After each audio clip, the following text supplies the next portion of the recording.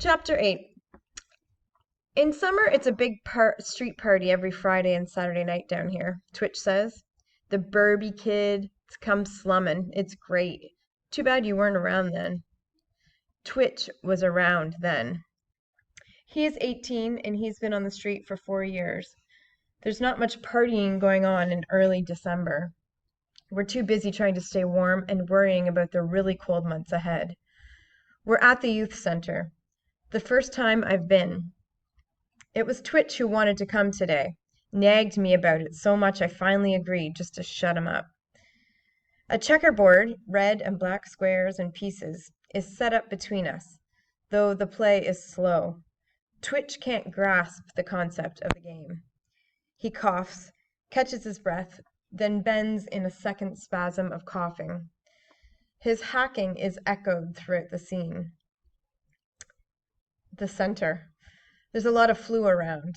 He fishes in his pocket, pulls out a cigarette package and lighter. I want to tell him those won't help his health, but say instead, "Your move. Red's mine," I add as his hand hovers over my player. Feet beating a non-stop dance beneath the table, he leans forward and examines the board, then pulls back only to repeat the movement again. It wears me out to watch him, so I look around the room. It used to be an old store with puke green walls and a worn linoleum floor. The landlord can't rent it in this condition, so he generously lets it be used as a youth center for a tax break. I tip my chair back to see the ceiling, but it is obscured by a thin layer of blue smoke. Everybody smokes here but me. Half a dozen tables are scattered about the room, surrounded by a motley collection of chairs in various states of repair. Only a few are occupied, but to my annoyance, Amber is seated in one of them, mouth motoring, laugh scraping on my nerves. She's dressed in a skimpy skirt, high heels with no stockings, and a tight sweater, her working clothes. A sudden image of Jenna in the same outfit leaves me feeling ill. An extra loud burst of laughter from her makes me wince. Twitch looks up, catches my eyes, and grimaces. He's not all that bad, Twitch. A man and two women staff the center. Originally, I thought they'd be preaching to us, but to my surprise, they leave us alone. There's a pot of soup on a small table against one wall, bowls and a basket of sandwiches beside it that you can help yourself to. I did. A can sits beside the food in case you have money to make a donation towards the center.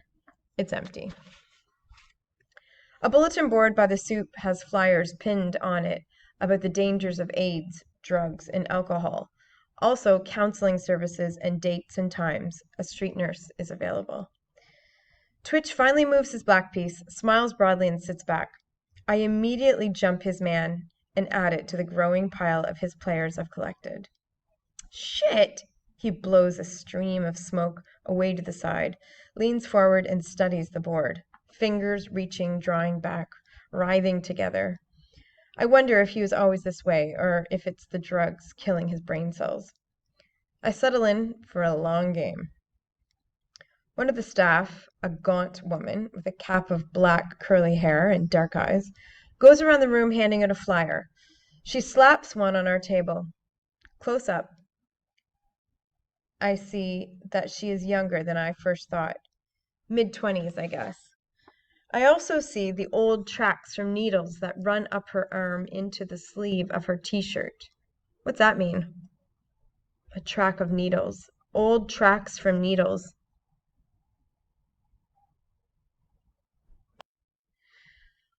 So, top of page 71.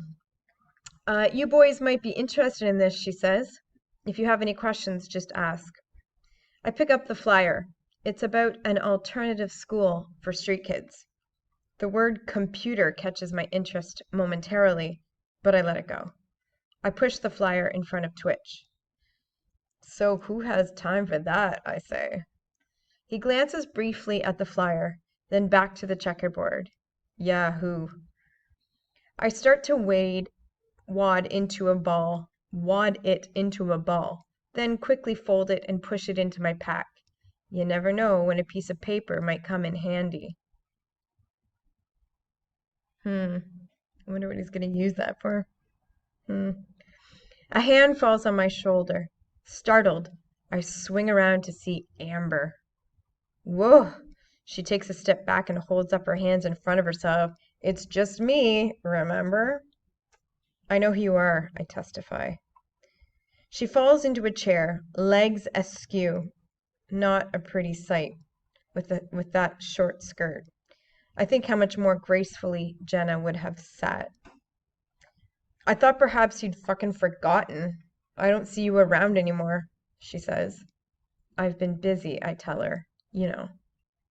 The braids are gone today, and her hair hangs in strings in her eyes. It needs a good wash. In fact, she needs a good wash. But then, who am I to talk? How you doing, Twitch? She asks. Good, he says. Can I buy him a cigarette? Twitch reaches into his coat pocket and pulls out a package of cigarettes and hands it to her. One, he cautions. And I'm watching you, so don't try to take any more. So, how's Jenna these days? I ask. I reach into my bag and pull out the Einstein book to show it's just a casual question. Not much change from last week, Amber says shortly. You got the fucking hots for her or something? I don't bother to answer. She flicks ash in the general direction of a cup. I wouldn't go around broadcasting that. Good way to get your fucking head bashed in, Amber says. She's Brendan's property. Yeah, well, you're Brendan's property too, I say nastily. She glares at me. So, at least I have money, my own place. That dumb? I didn't hear you complaining when you needed a place to stay, she says. I'm tired of the conversation, so I flip open the book and pretend to read. Amber leans forward and spreads her fingers over the page in front of me, covering the words. You just fucking leave. You don't say goodbye. You get up in the morning and you fucking leave? That's no way to treat a friend. She gets to her feet. See you around, Twitch. She wanders across the room. She's pissed at you, Twitch says. I didn't do anything, I protest. I stayed with her a few days when I first got here and then I left. Big deal. She's putting on weight, I add. She's pregnant. Twitch moves a checker piece and sits back, smiling smugly. Pregnant? My heart skips a beat. How pregnant? I don't know, Twitch says, but 5 months, I guess? Well, that lets me off the hook. But a baby. What's he mean? That lets...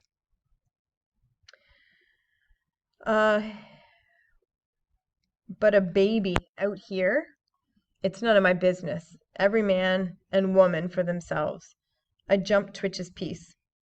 Hey, you know who the two smartest guys in the world were? I asked Twitch. He's studying the board, so I go on. Isaac Newton and Albert Einstein. Einstein taught himself physics. Who needs school? Here, read this. I push the book over to Twitch. He waves it away. I'm concentrating, man. You read it. We're on the very top of page 74. I pull the book back in front of me. We live in a quantum universe, one built out of tiny, discrete chunks of energy and matter, I read.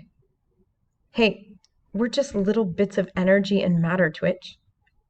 A cloud of acrid smoke is blown into my face.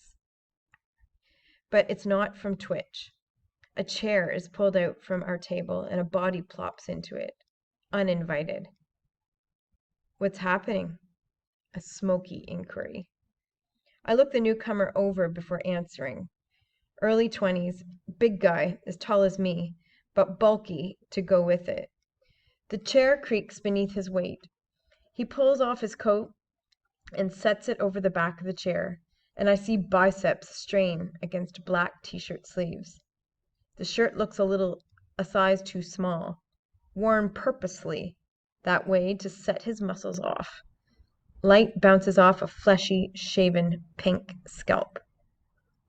Not much, I say shortly. I don't want to be friendly, and yet I take in the skull and crossbones tattoo stretching up his neck. I don't want to be unfriendly either. He's beaten you bad, Twitch. The cigarette gestures towards my pile of captured pieces, scattering ash over the board. I glance at Twitch, surprised that he knows the man, but he's avoiding my eyes.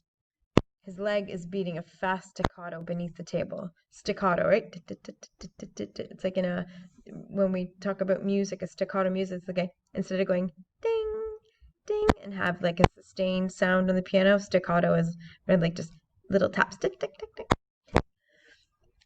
Real nervous, even for Twitch. I get a bad feeling. Who's your friend, Twitch? Dylan. Lurch. Lurch. Dylan. Lurch. I swallow a snicker.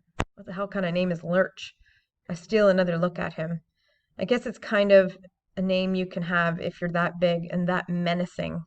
Menacing, right? The feeling of evil is upon you. It's like something bad's about to happen. You ever been inside? Lurch asks. Inside where? I ask. Inside jail. Prison. I shake my head. I've been in and out of detention centers and jails all my life, Lurch says. Break and enter, assault, auto theft. I don't get why he's telling me this. Lurch drops his cigarette butt on the floor and grinds it with the heel of my black army boot. Of a black army boot. He immediately lights another one. He stabs a finger at Twitch. I bet you've been inside. Twitch jerks, but presses his lips together and says nothing. I bet they took you apart in there, Lurch laughs. Twitch leaps to his feet, sending his chair flying over backward with a bang. The place jumps. Everyone is suddenly alert. The staff spread out across the room. I'm going to the can, Twitch mutters. Behind him, Amber sidles towards the door. I see you, little girl, Lurch calls. Aren't you supposed to be working? A sharp crack as he slaps his hand down on the table, and Amber bolts out the door. That's when I realize who he is. Vulture's henchman.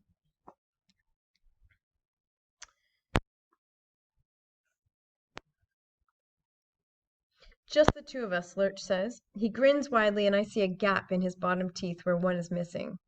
He swings his chair around to face me and straddles it. Adrenaline races through my body. Fight or flight, right? That animal instinct.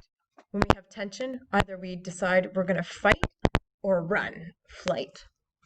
I strip the board of the playing pieces, willing my hands not to shake. Want to take me on? Fear stops my heart, but Lurch points at the board. No, I say. Good decision. Last person who lost to me is still looking for his teeth. What's he trying to do? Prove he's the baddest of the bad? Don't say much, do you? I shrug and let him interpret that any way he wants. A theory. How long have you been living on the street? Lurch asks. I examine the question from all sides, but see no reason not to answer. About 6 weeks, I say. Mom and Dad throw you out? I start, but it's a stab in the dark. He couldn't know. I lean down and stuff the Einstein book in my pack and fasten the straps. It's rough living on the street. Lurch butts out the second cigarette, takes out a pack and offers one to me. I shake my head. Don't smoke. Smart. You'll live longer. Somehow he makes it sound like a threat. Listen, I can help you make some money. Easy money. I'm not interested, I say. It'll be drugs or sex or stealing. You haven't even heard what I have to offer. Lurch continues with an injured air. You could have a nice apartment of your own, good food. The streets are a dangerous place. A person could get hurt all on his own. The black-haired woman comes up with a cloth and wipes the table beside us. Lurch sends her a dirty look, but she just keeps giving the table the best clean it's had in a long time, meaning she's just hanging out there. The door to the center opens and the garbage man steps inside and stops. He's too old for this place, so I'm surprised when the woman greets him warmly. He stands in the doorway, eyes darting everywhere. I gotta stop because my thing's gonna run out.